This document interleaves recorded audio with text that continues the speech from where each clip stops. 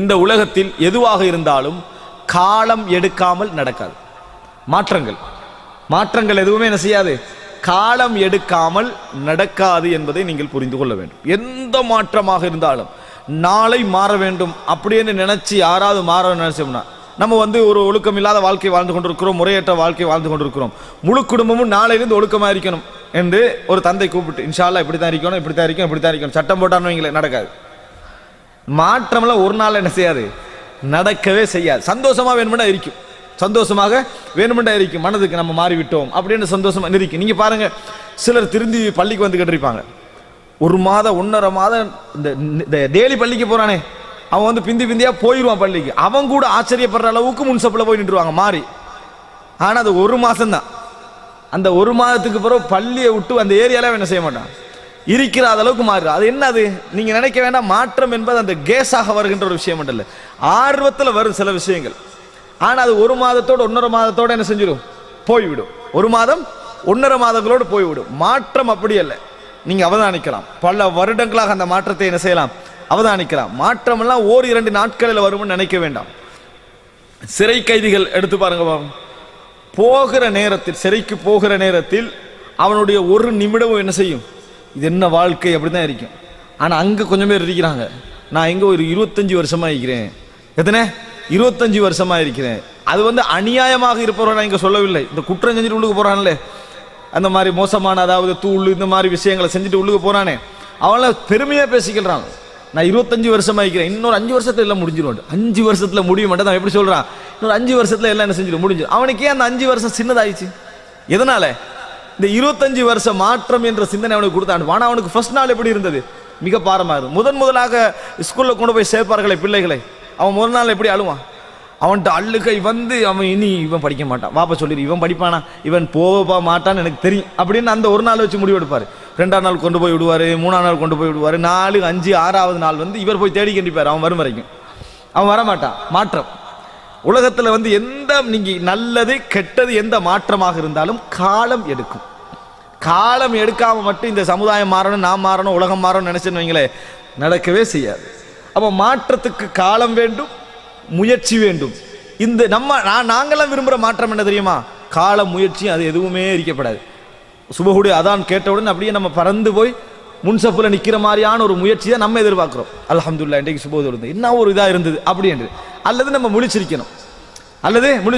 சில இடங்களில் தர்பியா நிகழ்ச்சி நடத்துவார்கள், முழு இரவு தர்பியா நிகழ்ச்சி. அது என்னத்துக்காக வேண்டாம், அமல்களை ஊக்குவிப்பதற்காக அப்படின்னு சொல்லி அன்றைக்கு 3 மணிக்கு எழுப்ப விட்டு வித்ர் தொழுவிப்பாங்க.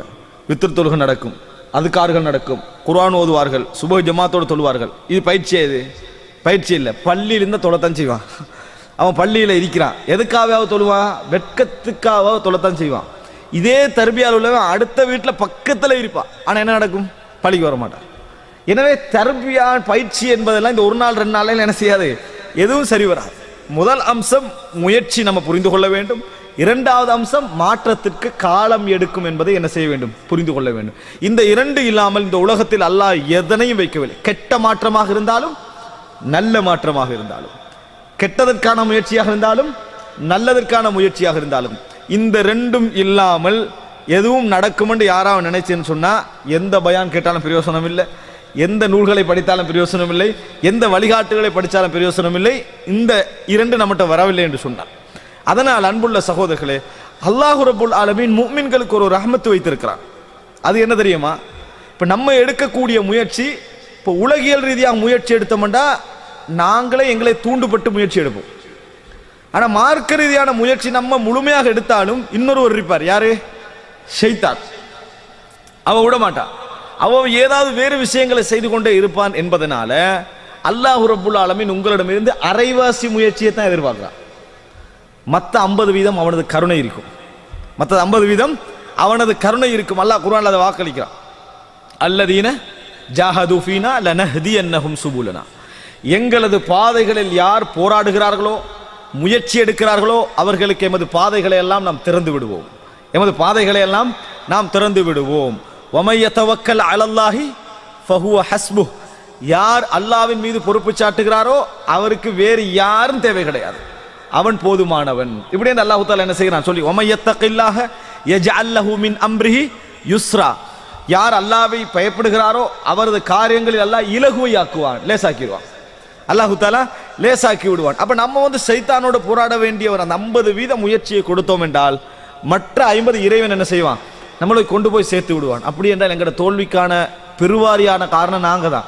50% முயற்சி கூட நம்மளுக்கு என்னது இல்லை என்பது அர்த்தம். 50% முயற்சி கூட இல்லை என்பது அர்த்தம். எனவே அன்புள்ள சகோதரர்களே, இந்த பகுதி நாம் உணர வேண்டிய மிக முக்கியமான பகுதி. பாவங்கள் சம்பந்தமாக அதை விடுவதற்காக போராடக்கூடிய இளைஞர்கள் சகோதரர்கள் யாராக இருந்தாலும், அதே போன்று நன்மைகள் செய்ய வேண்டும், கடமைகளை நிறைவேற்ற வேண்டும் என்பதற்காக போராடக்கூடியவர்களாக இருந்தாலும் சரி, இந்த 2 பகுதியை மறந்துடக்கூடாது. இந்த 2 பகுதியை மறந்து விடவும் கூடாது. அதே நேரம் மூன்றாவது ஒரு விஷயம் நம்ம உணர்ந்து கொள்ள வேண்டும். மாற்றத்துக்கு பின், ஆனால் மாற்றத்துக்குரிய சொல்றேன், மாற்றத்துக்கு பின்னால் உணர வேண்டிய ஒரு விஷயம் இருக்கிறது. அது என்ன தெரியுமா? சைத்தான் இப்ப நம்மளை விட்டு ஒதுங்கிட்டான்னு மட்டும் நினைச்சிடக்கூடாது. எப்படி நம்ம முயற்சி எடுத்து மாறி இப்ப நம்மளுக்கு எல்லாமே இலகுவாகிவிட்டது, வணக்க வழிபாடுகள் இலகுவாகிவிட்டன, பாவங்களை விடுவது இலகுவாகிவிட்டன, சும்மா ஈஸியா நினைக்கிறோம். இதையா நம்ம பெருசா நினைச்சிருந்தேன், இப்ப சிம்பிளா விட்டு விட்டு போகிறேனே அப்படின்னு நம்ம நினைக்கிறோம்னு வைங்க. நீங்க நினைச்சிடக்கூடாது நாங்க வந்து இப்ப சைத்தான் எனக்கு கிட்டே வர மாட்டேன், உமர் ரலியல்லாஹு அன்ஹு மாதிரி நினைச்சிடக்கூடாது. எனது வேறு பாதையால் சைத்தான் போய் விடுகிறான்னு வருதே, அது மாதிரி நம்மளுக்கு கிட்ட நம்ம வேறு பாதையாலாம் சைத்தான் போறான் போலைக்குது அப்படின்னு நினைக்க கூடாது. ஒரு நாள் அப்படி சைத்தான் இருக்க மாட்டான். சைத்தான் என்ன செய்வான்டா, சந்தர்ப்பம் எதிர்பார்த்துக்கின்றான். என்ன செய்வான்? சந்தர்ப்பம். என்ன சந்தர்ப்பம்? உங்கள் கடந்த கால பாவங்களை அழகாக கொண்டு வந்து காட்டுவதற்கு பொருத்தமான நேரம் என்னன்னு தேடிக்கின்றான். அதே போல இந்த செய்யக்கூடிய வணக்க வழிபாடுகளை மிக ஹார்டாக காட்டுவதற்கான ஒரு நேரம் எதிர்பார்த்துக்கின்றான். உங்களை உங்களோட பெருமை மூலம் உங்களை உயர்த்தி எல்லாத்தையும் அழிச்சு விடுவதற்கான காலத்தை என்ன செய்வான்? எதிர்பார்த்து கொண்டிருப்பான். ஷைத்தான் இதை கடைசி நிமிஷம் வரைக்கும் எதிர்பார்ப்பான். இன்றைக்கு நாங்கள் சர்வ சாதாரணமாக பார்க்கிறோம், கடந்த காலங்களில் இளம் வயதுகள்லாம் நல்ல வணக்க வழிபாடுகள் இபாதத்துகள் செய்தவர்கள் 20-25 வருடங்களுக்கு பின்னால் 60 வயது 65 வயசுல இருப்பாங்க. இளைஞர்களுக்கு உபதேசம் பண்ற நேரத்தில் தங்களுடைய இளமை பருவத்தை மறந்து, அவங்க என்ன பாடுபட்டாங்க இடத்தெல்லாம் மறந்து உபதேசம் பண்ணுவார்கள். எப்படி? நீ எல்லாம் என்னடா தொழுவுறாய், அட்வைஸ் என்ன தொழுவுறாய், நான் அந்த காலத்துல எப்படி தொழுவன் தெரியுமா, சுபஹானல்லாஹ் அப்படி என்று ஒரு தான் தொழுததை தானே வர்ணிச்சு, நான் கஷ்டப்பட்டு தொழுதிருக்கிறேன் அந்த காலத்துல, என்ன ஒரு முன்மாதிரியாக, இது வேற தண்ட தொழுகையை தானே வர்ணிச்சு அப்படி என்ன செய்யறாங்க, முழுமையா சொல்றாங்க. சொல்லி முடிஞ்சா இது என்ன நடக்க சொல்லுங்க பாப்போம். 20-30 வருடமாக பாதுகாத்து வந்த தொழுகையை சைத்தான் எத்தனை வயசுல அடிச்சான்? 65 வயசுல என்ன செஞ்சான்? நீ தொழுதது உலகத்திற்காக சைத்தான் எடுத்துருவான். இது சைத்தான் நம்பிக்கை இழக்க மாட்டான். ஏன்? உங்களோட நீங்க சைத்தானோட ஃபேஸ் பண்ற வருடம் 60-70, அவன் ஃபேஸ் பண்ணி கண்டிக்கிற வரும் ஆதம காலத்துல இருந்து. அதனால அவன் என்ன செய்ய மாட்டான், அதுல நம்பிக்கை இழக்கவே மாட்டான். இது மாதிரி நீங்கள் பார்க்கலாம். நபித்தோழர்களுடைய வரலாற்றை நீங்கள் கேட்டதாக இருக்கலாம். மிர்சதல் கனவி ரலியல்லாஹு அன்ஹு அவர்கள். இது தலைப்புக்கு எல்லாம் வெளியே நினைக்க வேண்டாம். நீங்க இந்த தலைப்பை புரிந்து கொள்வதற்கும் தலைப்புடைய விஷயங்களை அறிந்து கொள்வதற்கும் மிக அடிப்படையான விஷயங்கள்.